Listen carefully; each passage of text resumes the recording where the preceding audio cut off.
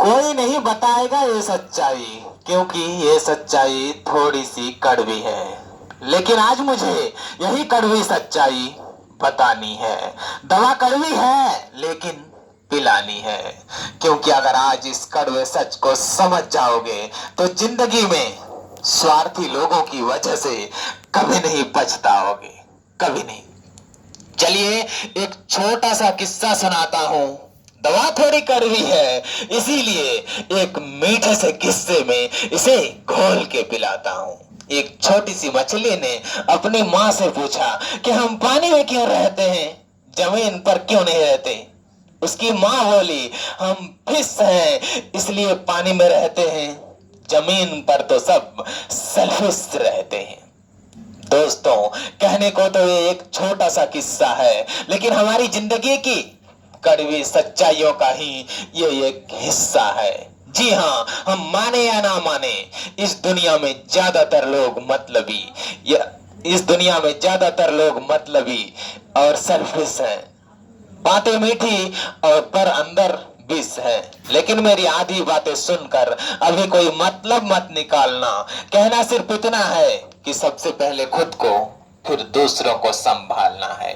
यही बात एरोप्लेन में भी समझाते हैं कि संकट में सबसे पहले खुद को फिर दूसरों को ऑक्सीजन मास्क लगाते हैं। मैं ये नहीं कहता कि तुम पूरा सेल्फिश हो जाओ, लेकिन ऐसा भी ना हो कि दूसरे के मतलब पूरे करने में तुम कहीं खो जाओ। बेहतर है वक्त रहते अपने आसपास स्वार्थी लोगों को पहचानो।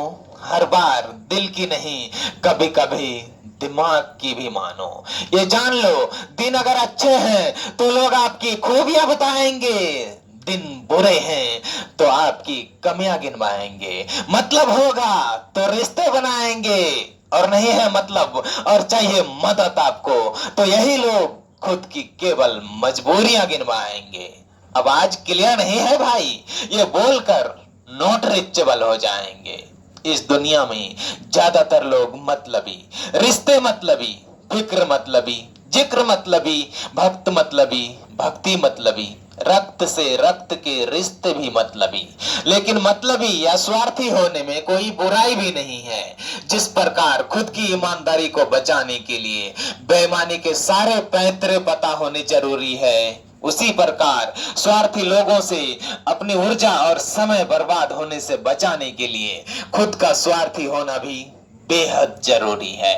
हर समय अच्छे बनकर यस कहने के बजाय स्वार्थी बनकर नो कहना भी जरूरी है। जंगल में सीधे पेड़ सबसे पहले काटे जाते हैं, इसलिए हर इंसान को थोड़ा टेढ़ा होना भी बहुत जरूरी है। मैं ये नहीं कहता कि स्वार्थी बनकर किसी को धोखा दो, लेकिन ऐसा भी ना हो कि दूसरे के मतलब पूरे करने में तुम कहीं खो जाओ। भूले याद है ना।